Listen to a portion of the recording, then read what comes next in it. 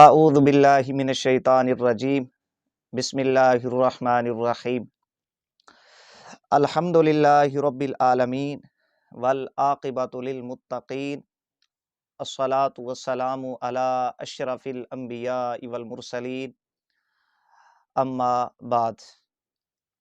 عزیزان گرامی، ہماری آج کی اس ویڈیو میں درود و سلام کے متعلق گفتگو ہوگی۔ اذان سے پہلے، اذان کے بعد درود و سلام کا پڑھنا علماء اہل سنہ و جماعت کے نزدیک کیسا ہے؟ وجہ اس کی یہ ہے، وہابی نجیب دیوخانی صاحب نے غالباً 2-3 ویڈیوز اس بارے میں ریکارڈ کی ہیں۔ خیانت سے کام لے کر، دھوکہ بازی، کذب بیانی سے کام لے کر چند حوالہ جات پیش کیے، یہ ثابت کرنے کی کوشش کی کہ اذان سے پہلے اور اذان کے بعد درود و سلام کا پڑھنا بدعت ہے، ناجائز ہے، حرام ہے۔ وہابی نجیب دیوخانی صاحب نے جو گفتگو کی ہے ان کا خلاصہ بیان کر رہا ہوں۔ انشاءاللہ العزیز جناب نے جو گفتگو کی ہے اس پہ ناچیز اپنا تبصرہ دوسری ویڈیوز میں کرے گا۔ جناب نے جو حوالہ جات پیش کیے، خیانت سے کام لیا، انشاءاللہ وہ الگ طور پہ دوسری ویڈیوز میں ناچیز اپنا تبصرہ پیش کرے گا۔ یہ جو ویڈیو ہے اس میں سنی علماء کا موقف کیا ہے، نظریہ کیا ہے، عقیدہ کیا ہے، اذان سے پہلے یا اذان کے بعد درود و سلام کا پڑھنا کیسا ہے، انشاءاللہ العزیز چند حوالہ جات اس بارے میں سنی کتب سے ناچیز پیش کرے گا، تاکہ آپ کو معلوم ہونا چاہیے علماء اہل سنہ و جماعت کا عقیدہ، نظریہ، موقف کیا ہے۔ یہ اصل میں خلط مبحث سے کام لیتے ہیں۔ جب یہ اعتراض کریں گے، ناجائز کہیں گے، بدعت کہیں گے درود و سلام کے پڑھنے کو، تو یہ کہیں گے کہ جی یہ اس کو فرض قرار دیتے ہیں، واجب قرار دیتے ہیں، سنت قرار دیتے ہیں۔ حضرت ابوبکر صدیق نے تو درود و سلام نہیں پڑھا، حضرت فاروق اعظم نے نہیں پڑھا، حضرت عثمان غنی نے نہیں پڑھا، حضرت مولا کائنات شیر خدا نے نہیں پڑھا، حضرت بلال رضی اللہ عنہ جو کہ مؤذن رسول تھے انہوں نے تو درود و سلام نہیں پڑھا۔ یہ دھوکہ دیتے ہیں، صحابہ کی یہ سنت نہیں ہے، لہٰذا یہ درود و سلام کا پڑھنا بدعت ہے، ناجائز ہے، حرام ہے۔ دوسرا دھوکہ یہ دیتے ہیں کہ جو یہ نہ پڑھے درود و سلام اس کو یہ گستاخ، بے ادب کہتے ہیں، درود و سلام کا منکر کہتے ہیں۔ میں یہاں پر چند حوالہ جات علماء اہل سنہ و جماعت کی کتب سے پیش کروں گا، آپ نے وہ عبارتیں غور سے سننی ہیں، توجہ کے ساتھ سننی ہیں۔ کہیں بھی آپ کو فرض کا لفظ سننے کو نہیں ملے گا، واجب کا لفظ سننے کو نہیں ملے گا، سنت کا لفظ اذان سے قبل اور اذان کے بعد سننے کو نہیں ملے گا، یا جو نہیں پڑھتا اذان سے پہلے یا اذان کے بعد درود و سلام وہ گناہ گار ہے، یہ آپ کو لفظ سننے کو نہیں ملے گا۔ یہ ذرا آپ سماعت کرتے جائیں۔ یہ صرف سنی علماء کا نظریہ، موقف اس ویڈیو میں بیان کر رہا ہوں۔ یہ کیا دھوکے دیتے ہیں، عوام کو گمراہ کرتے ہیں، کس انداز میں گفتگو وہابی دیوخانی فرقہ کے لوگ، مولوی حضرات کرتے ہیں، یا وہابی نجیب دیوخانی صاحب نے کی ہے، اس کو بدعت ثابت کرنے کے لیے یہ ناچیز الگ طور پہ ویڈیو میں آپ حضرات کے سامنے پیش کرے گا۔ عزیزان گرامی، یہ پہلا حوالہ آپ سماعت فرمائیں۔ یہ میرے پاس کتاب ہے، اذان کے ساتھ درود شریف پڑھنا مستحب ہے۔ یہ رسالہ استاذ العلماء حضرت علامہ قاضی عبد الرزاق بطرالوی رحمہ اللہ، رسالے کا نام ذرا آپ دیکھیں، اذان کے ساتھ درود شریف پڑھنا مستحب ہے۔ یہاں پر کوئی سنت، فرض، واجب نہیں ہے، یا جو نہیں پڑھتا وہ گناہ گار ہو، درود شریف کا منکر ہو، یہ الفاظ کہیں بھی نہیں ہیں۔ یہ رسالے کا نام ہے۔ صفحہ نمبر 9 کے اوپر جواب دیتے ہوئے حضرت قاضی صاحب رحمہ اللہ فرماتے ہیں، اذان کے ساتھ درود پاک پڑھنا مستحب ہے، جس کے پڑھنے سے ثواب حاصل ہوتا ہے اور نہ پڑھنے سے کوئی گناہ نہیں ہوتا۔ یہ قاضی عبد الرزاق بطرالوی رحمہ اللہ، شیخ الحدیث، مصنف کتب کثیرہ، صفحہ نمبر 9 کے اوپر فرماتے ہیں اذان کے ساتھ درود پاک پڑھنا مستحب ہے، جس کے پڑھنے سے ثواب حاصل ہوتا ہے اور نہ پڑھنے سے کوئی گناہ نہیں ہوتا، اذان سے پہلے یا اذان کے بعد۔ یہ ایک حوالہ ہو گیا۔ دوسرا حوالہ آپ سماعت فرمائیں سنی موقف کے اوپر۔ یہ میرے پاس کتاب ہے الصلاۃ والسلام علی خیر الانام فی کل محل و فی کل آن، مناظر اسلام صوفی باصفا ولی کامل حضرت علامہ صوفی اللہ دتا قادری رحمہ اللہ، یہ ان کا رسالہ ہے۔ صفحہ نمبر 3 اور 4 کے اوپر جواب دیتے ہوئے فرماتے ہیں مجوزین کا یہ دعویٰ ہرگز نہیں۔ وہابی دوخانی فرقہ کے لوگ چونکہ یہ اعتراض کرتے ہیں کہ جی کس صحابی کی سنت ہے، آپ پڑھتے ہیں حضرت بلال رضی اللہ عنہ مؤذن رسول تھے، ان کی تو سنت نہیں ہے۔ حاجی اللہ دتا قادری رحمہ اللہ فرماتے ہیں مجوزین کا یہ دعویٰ ہرگز نہیں کہ اذان سے قبل بلند آواز سے صلاۃ وسلام پڑھنا نبی کریم صلی اللہ علیہ وآلہ وسلم یا صحابہ رضی اللہ عنہ یا حضرت سیدنا بلال رضی اللہ عنہ کی سنت ہے۔ یہ دعویٰ ہمارا ہرگز نہیں ہے۔ یہ صوفی اللہ دتا قادری رحمہ اللہ لکھ رہے ہیں، جو ہمارا دعویٰ نہیں ہے آپ اسے بنیاد بنا کر ہمارے اوپر اعتراض کرتے ہیں، آپ کو شرم آنی چاہیے۔ مزید لکھتے ہیں بلکہ ہم تو یہ کہتے ہیں کہ ہر اس موقع اور محل میں جہاں کوئی مانع شرعی نہ ہو، نبی صلی اللہ علیہ وآلہ وسلم پر صلاۃ وسلام پڑھنا مستحب ہے۔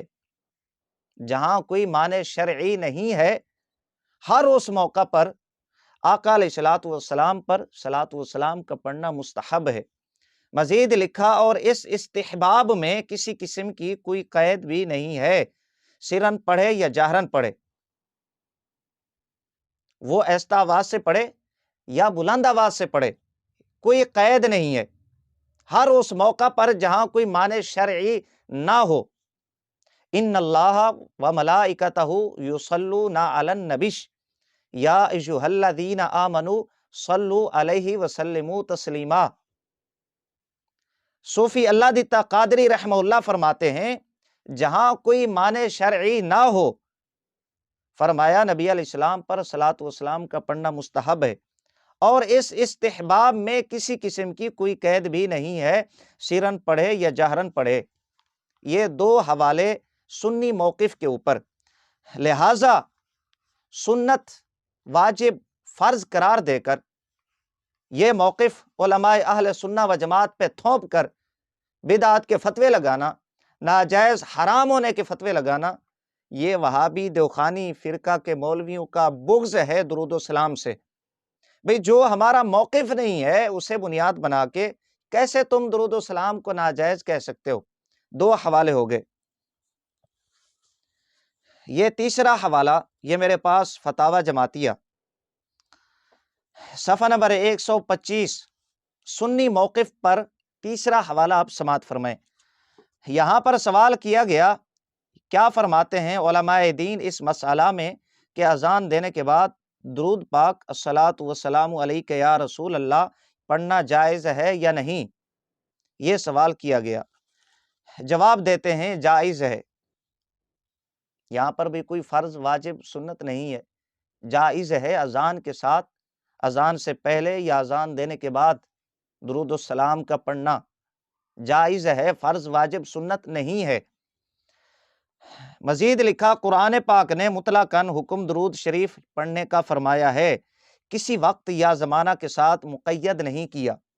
وہی آیت مقدسہ جو ابھی ناچیز نے تلاوت کی ہے، بطور تبرک ایک بار پھر پڑھ دیتا ہوں۔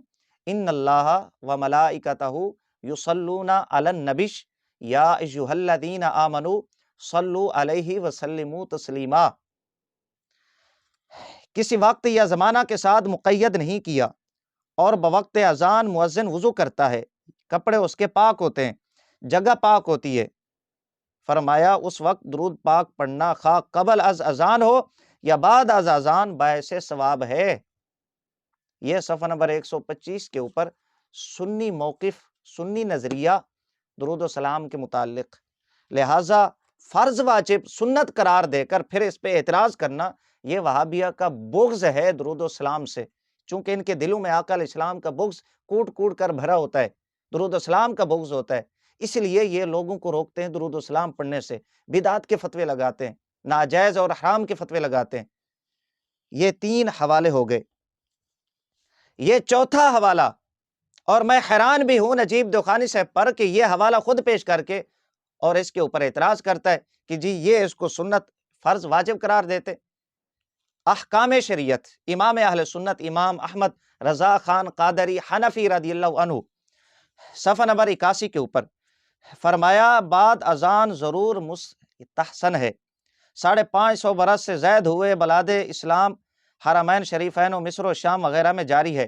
علامہ سخاوی رحمہ اللہ کی کتاب القول البدیع کے حوالہ سے اعلیٰ حضرت رضی اللہ عنہ، یہاں پر بدعت حسنہ کے الفاظ ہیں کیفیت کے متعلق، کیفیت بدعت حسنہ، یہ صفحہ نمبر 81 کے اوپر، یہاں پر بھی فرض واجب سنت کے لفظ نہیں ہیں، اور جو نہ پڑھے اذان سے پہلے یہ بات اس کو گناہ گار قرار دیا گیا ہو۔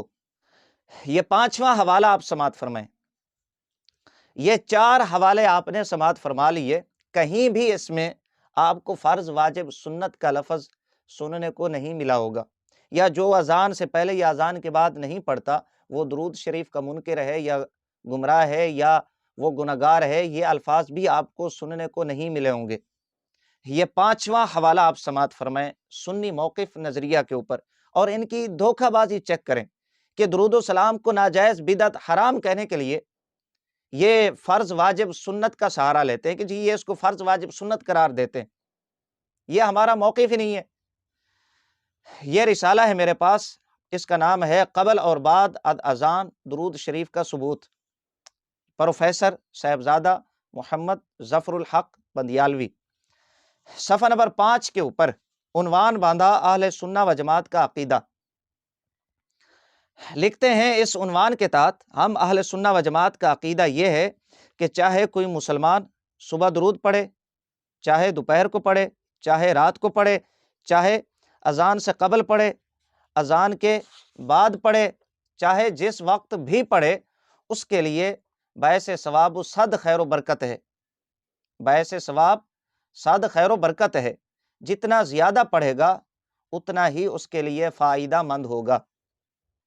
یہاں پر تو نہیں لکھا ہوا کہ جو نہیں پڑھے گا اسے گناہ ہوگا یا وہ درود شریف کا منکر ہے۔ یہاں پر تو یہ لکھا ہوا ہے صبح پڑھے، شام کو پڑھے، دوپہر کو پڑھے، اٹھتے پڑھے، بیٹھتے پڑھے، اذان سے پہلے پڑھے، اذان کے بعد پڑھے، وہ ایستا آواز میں پڑھے، اونچی آواز میں پڑھے، جتنا زیادہ پڑھے گا درود و سلام اس کے لیے اتنا فائدہ ہے، اتنا زیادہ ثواب ہے اس کے لیے۔ کوئی قید نہیں ہے یہاں پر، بلکہ صوفی اللہ دیتا قادری رحمہ اللہ جن کا بھی حوالہ پیش کیا، جہاں کوئی مانع شرعی نہ ہو وہاں پر درود و سلام کا پڑھنا، اس وقت درود و سلام کا پڑھنا باعث ثواب ہے۔ یہ ہمارا موقف نظریہ ہے۔ لہٰذا فرض واجب سنت کی آڑ میں کہ جی یہ اس کو فرض واجب سنت قرار دیتے ہیں، اس کی آڑ میں درود و سلام کو ناجائز بدعت حرام کہنا، یہ وہابیہ کا بغض ہے درود و سلام سے، آقا علیہ الصلوۃ والسلام سے بغض ہے ان کا۔ یہ ہیلے بہانے بنا کر درود و سلام سے لوگوں کو روکتے ہیں۔ علامہ فیض احمد اویسی رحمہ اللہ نے یہ اتنی بات لکھی ہے، علامہ فیض احمد اویسی رحمہ اللہ نے، کہ یہ جو آج سنیوں کی مساجد میں درود و سلام پڑھا جاتا ہے، فرمایا اس کا ایک فائدہ یہ بھی ہے، فائدہ کے طور پہ، لطیفہ کے طور پہ، فرمایا وہابی دوخانی فرقہ کے لوگ سنیوں کی مساجد میں گھس جاتے ہیں سنی بن کر۔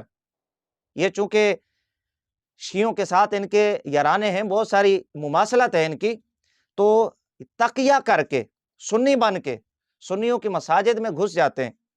وہاں پر پھر یہ مجرب عمل ہے ان کے لیے تریاق ہے کہ اذان سے پہلے یا اذان کے بعد درود و سلام پڑھیں۔ ضروری نہیں کہ الصلاۃ والسلام علیک یا رسول اللہ پڑھا جائے، دوسرے بھی درود و سلام ہیں، درود شریف ہیں، ان کا پڑھنا بھی باعث ثواب ہے، خیر و برکت۔ یہ ہمارا موقف ہے۔